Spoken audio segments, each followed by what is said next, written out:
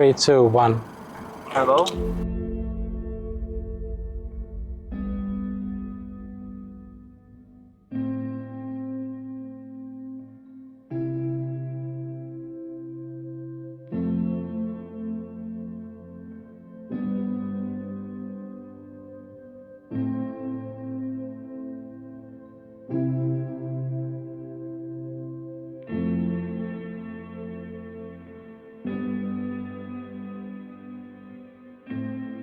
When I got my diagnosis, my family got a lot of felt a lot of guilt, which wasn't really necessary because my disorder is genetic. It's not based on trauma.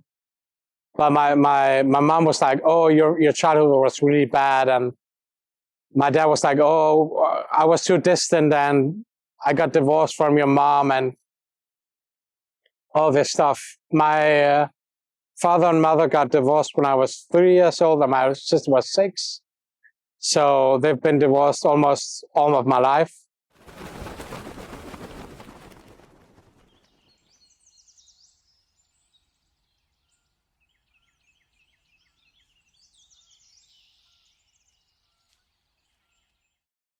Growing up, I always knew my parents were special. They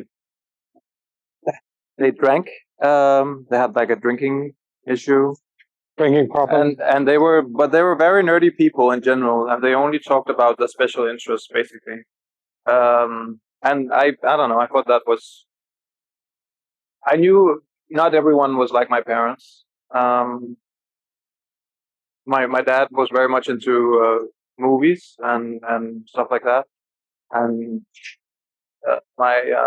my mother would read like 1,000 books a week basically, and they just lived this very isolated life where they didn't have that many friends or social activities, and they just like did their their special interests.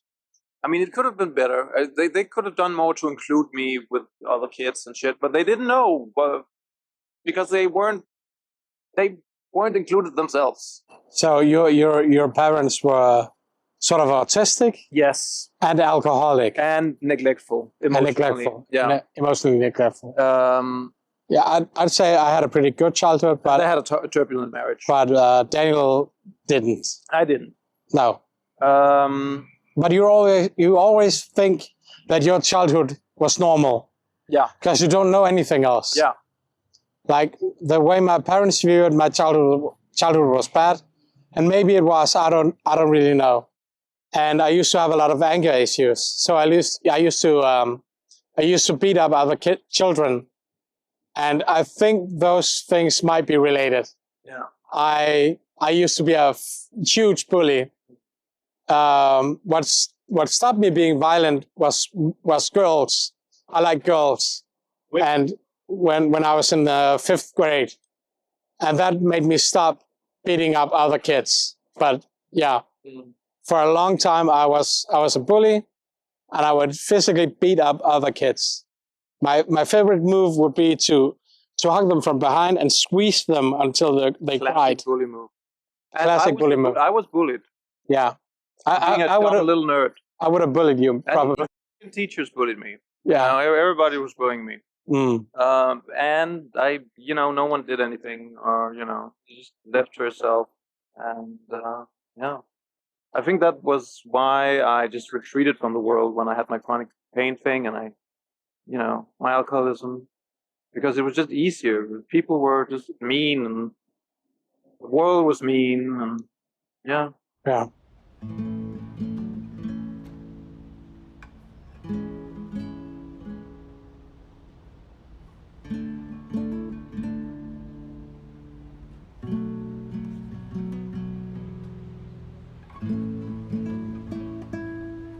You have to fit in. And if you're different, like the nail that sticks out gets hammered down, like they say in English.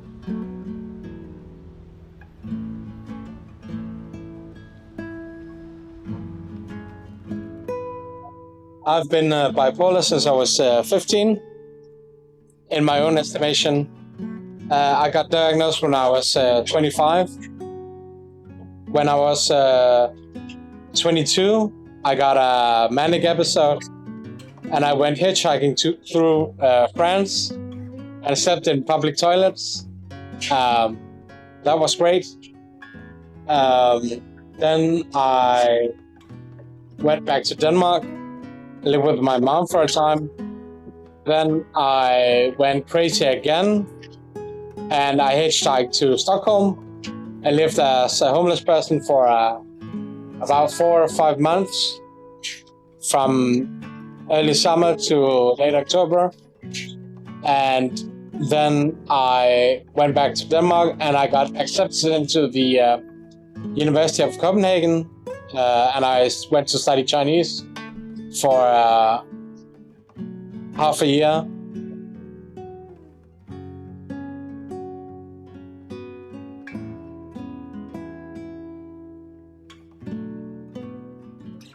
The thing is, I lost my job. I was an employed man living the dream, and I lost my income, and I was not able to pay my rent, and so I lost my apartment, and I slept on the floor of my upstairs neighbor, crazy Russian, and a dear friend.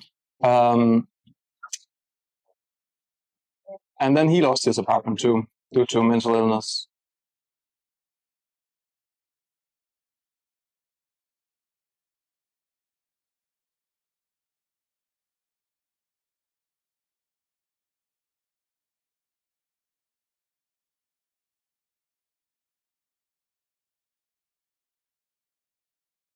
I've slept on benches, and you have to sleep on benches because if you sleep directly on the ground gets cold. That's something you learn real quick when you're homeless. You have to, get warm, adequate clothing, and keep out the rain. And yeah, the rain is horrible, and it rains most of the time in this country.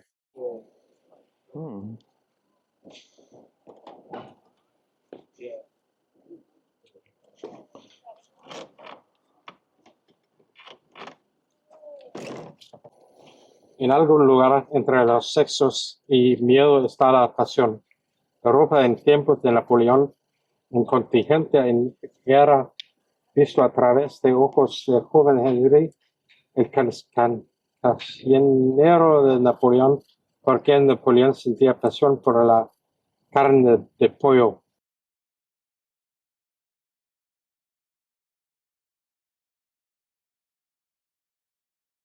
We are inherently different. I mean, sometimes I don't sleep for a few days. My brain doesn't function the same way as other people's, but I still have my strengths and I still have my weaknesses. Yeah. But the way things are, we only focus on our weaknesses. I mean, I've been to the education system a lot. I've been through the education system in Denmark like 5 to 8 times, and every time there's an exam, I panic.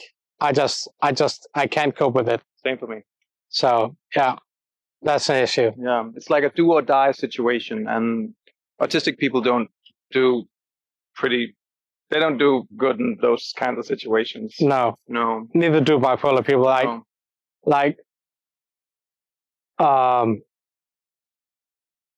Being in stressful situations sets off my anxiety, and my anxiety sets off my illness. Yeah. So yeah, I used to study Chinese actually. I promised myself that I'd write every character 100 times, and we had to learn 700 characters by heart. So I stressed myself out a lot. All I'd do would be to study Chinese, write the characters, sleep, study Chinese, write characters, sleep. And I got really depressed. I couldn't look people in the eye. I couldn't do anything. I couldn't walk into my kitchen. So I used to eat like buns with salami on them, and I'd place them in the window with the window open to keep them cold. Because I didn't dare go out from my dorm room into the kitchen and yeah, it was pretty gross. I had trash up to here, and that's the first time I got admitted to the psychiatric ward.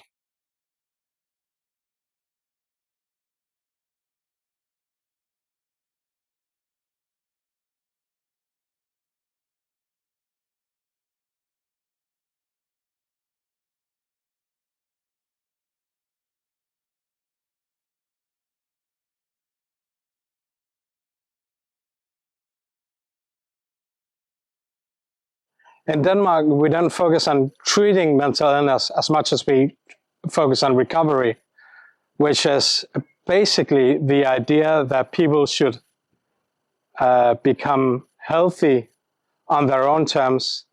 So like you can still have schizophrenia, but you work as a janitor part-time. Yeah. Like if that's your goal. Yeah. So we don't focus on treating mental illness necessarily, but we want to get people as far as they can on their own terms. Yeah, that's sort of the philosophy, and you hear a lot about it.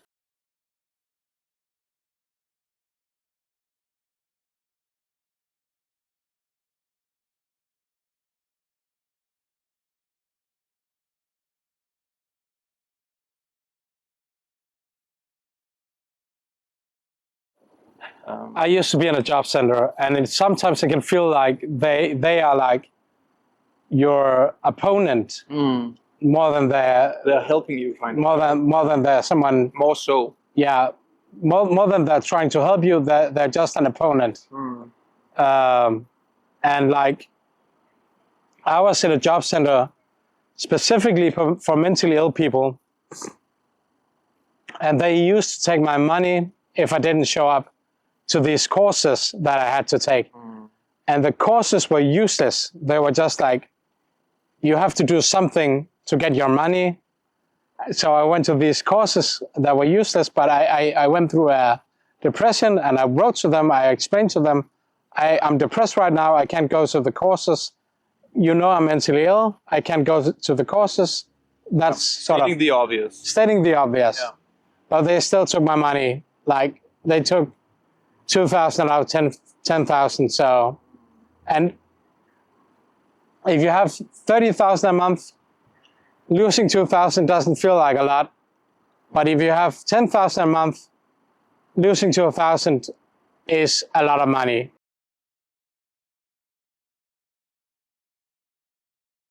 Okay, I just Googled fire and job center. And immediately there's some story that pops up about last year, a guy who was, I think, 56, set fire to himself in front of a job center in Aarhus. And this wasn't like a big story in Denmark. Like they have a pension system where if you can't work, you have a pension, you know, to make sure you don't fall through the cracks and become too poor. But like to get that pension, you have to go through job testing. The job testing is very rough. Extensive and rough. Yeah. Like on neurodivergent people. I remember I saw a woman who couldn't lift her shoulders up any higher than this. And they'd have her sorting cookies to see if she could work in a cookie factory. But she could hardly move.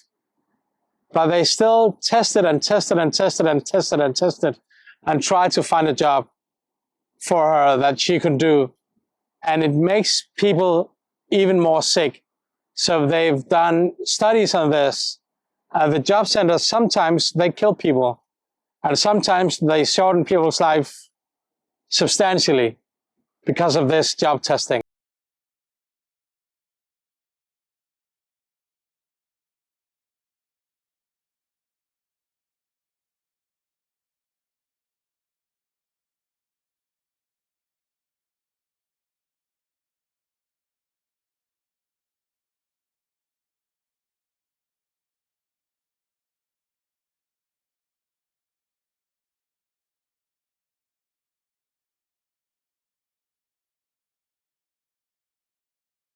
the symbol for being neurodivergent in Denmark.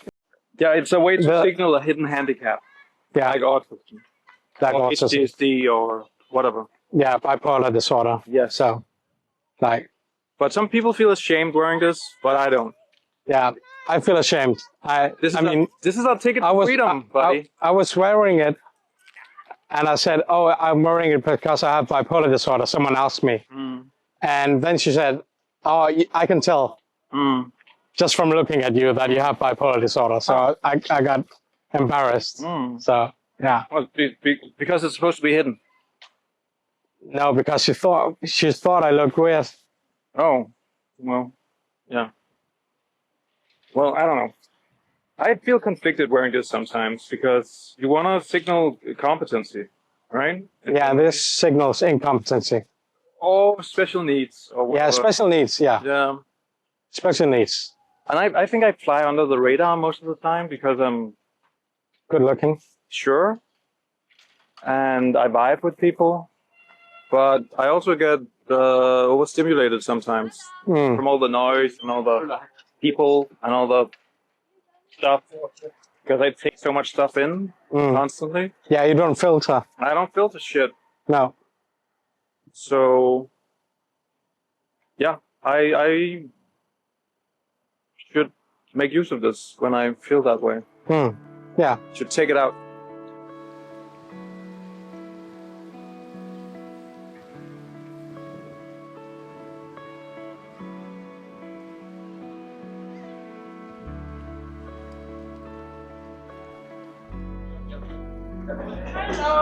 Hello. This is a soup kitchen. In Danish, it's called a folkekøkken. It's sort of like a soup kitchen, but it's not for poor people exclusively. It's just like a cultural thing. And it's based on donations. So if you have the money, you can donate. And if you don't have the money, you can also not donate.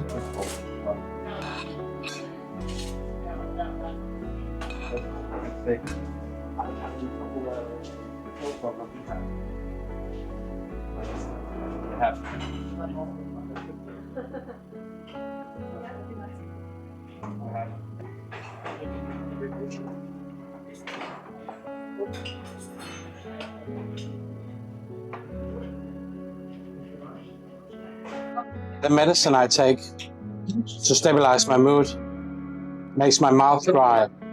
I always have a drink with my food.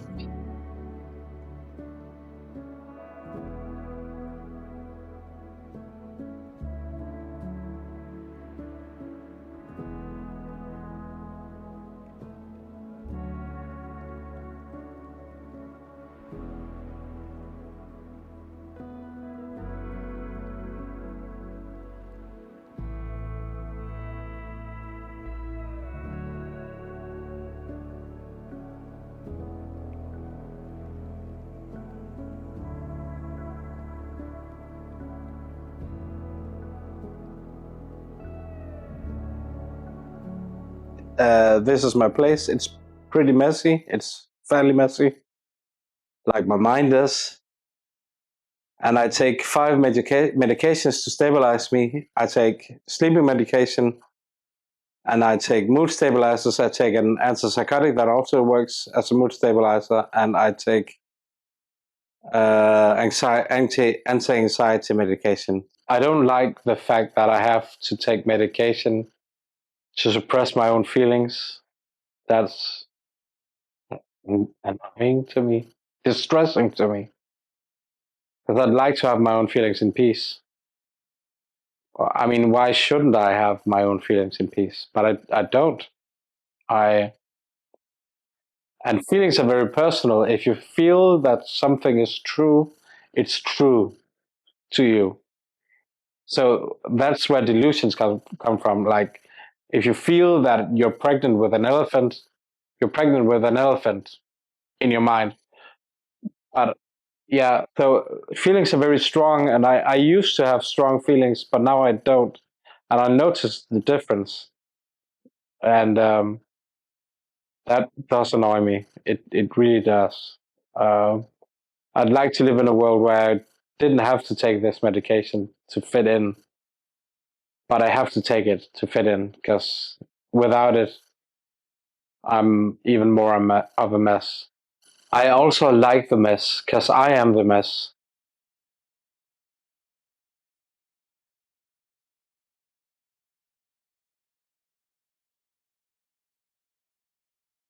I mean, we all have mood swings, even normal people. Sometimes when you wake up in the morning, you're thinking, "This is great, things are great," and sometimes you're waking up in the morning thinking, "Oh, this is not so great."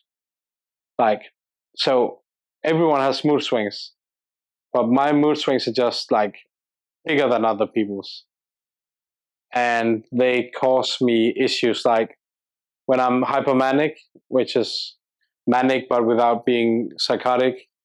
I do stupid stuff. I I I go out and drink, and the secret is that no one tells you is that if you feel like you're the most interesting person in the room, you are the most interesting person in the room, and that's a great, great, great, great, great feeling. I mean, you can be really what's it called? Not ecstatic, whatever. You can be really interesting when you're manic, and but then I get depressions afterwards because I usually do stupid stuff that's embarrassing, like going to Paris and hitchhiking all around France and Spain. That was stupid and embarrassing. So my fantasy when I'm depressed is to be put into a coma and just wait until it's over. I remember I was admitted to a psychiatric ward, and because they took all my strings and all my stuff, I couldn't kill myself. I regretted seeking help, and I tried to kill myself by eating a pack of cigarettes, which didn't work. I just threw them up. Yeah.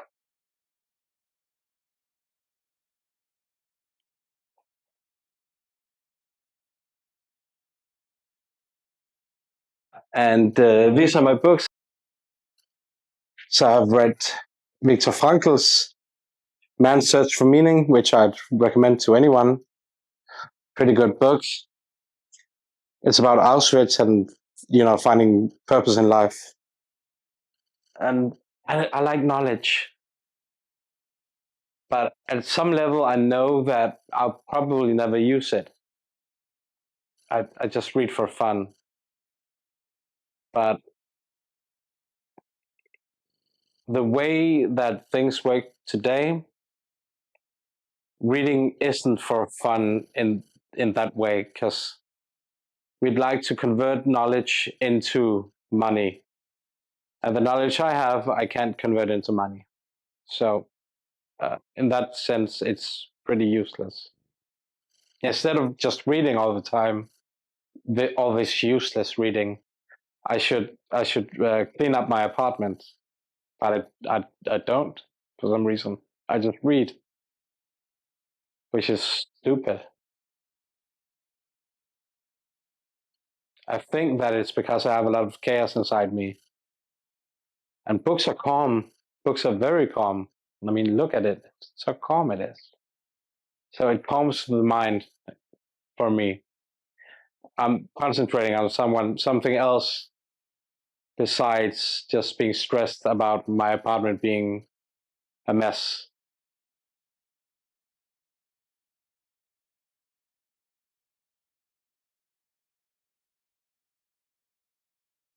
My favorite book used to be Shakespeare, because I used to have discussions with monks I met where I would say that you could read Shakespeare the same way you read the Bible or the Quran, because there's a lot of wisdom and life lessons in Shakespeare.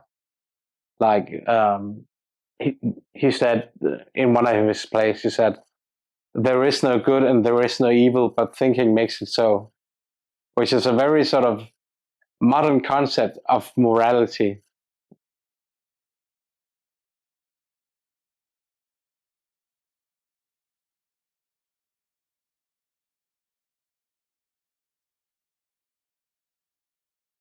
I've tried meditating, but yeah, it's difficult. I have too many thoughts. You're supposed to look at the thought and say, oh, that's a thought, and then let it go, I think. But I don't do that. I grab onto it and I follow it and I ask, why do I have this thought? And then they sort of just come, thinking about thinking, which isn't meditating. It's just being silent while being a mess in your head. Yeah.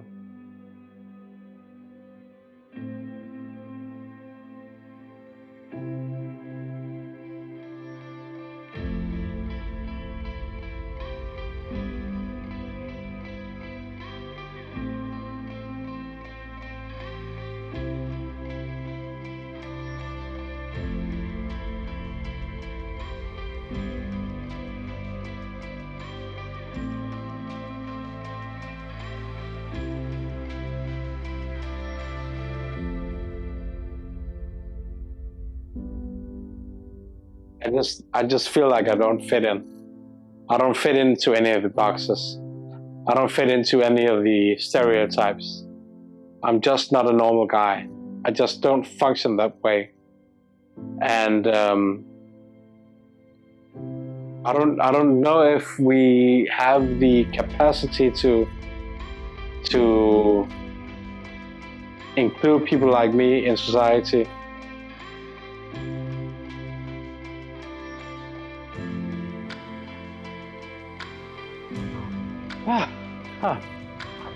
The children of tomorrow, such as these, I hope they will be so much more aware of if they're autistic or whatever, or neurodivergent of any kind, and if they're not, of that they can be themselves, that they can live an authentic life and be included in society. Not despite their condition, but because of it. I think this is the beginning of a beautiful friendship. Oh, the continuation. Continuation.